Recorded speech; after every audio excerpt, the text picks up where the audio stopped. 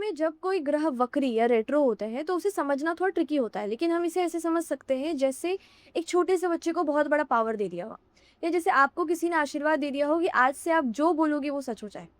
यानी अचानक से बहुत ज़्यादा पावर आ जाना, उसे कहते हैं जब कोई प्लैनेट वक्री होता है।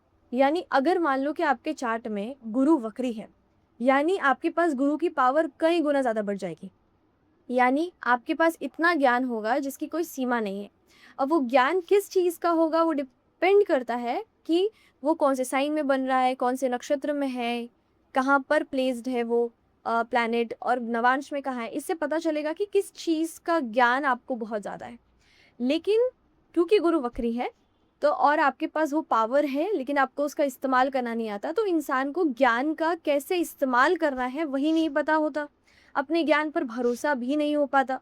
इसीलिए बचपन में शुरू में बहुत गलतियाँ करते हैं, बाद में जाके वो रियलाइज़ करते हैं और बेटर परफ़ॉर्म करते हैं। इसीलिए जो वक्री प्लैनेट होते हैं उसका सिर्फ़ एक ही तरीका होता है, ट्रिक होता है, वो ये होता है कि किस तरीके से उसका इस्तेमाल किया जाए। क्योंकि गलतियाँ सिर्फ़ उसके इस्तेमाल करने पे होती है, उसके नॉलेज में नहीं होती।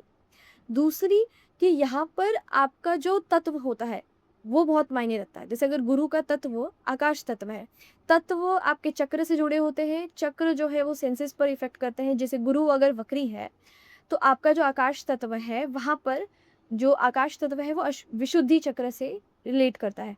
यानी जो विशुद्धि चक्र है वो बैलेंस नहीं होता है यहाँ पर।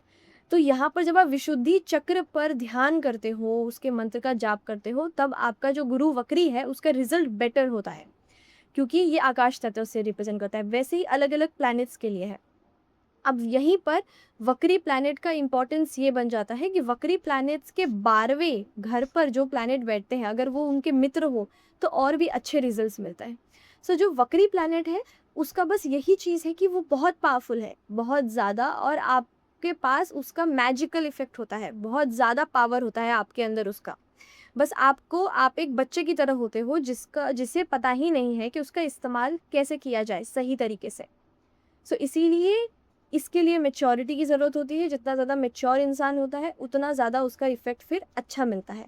सो इसीलिए आप उससे एसोसिएटेड चक्रास पर भी ध्यान कर सकते हो, जिससे आपको उसका बेटर इफ़ेक्ट मिले।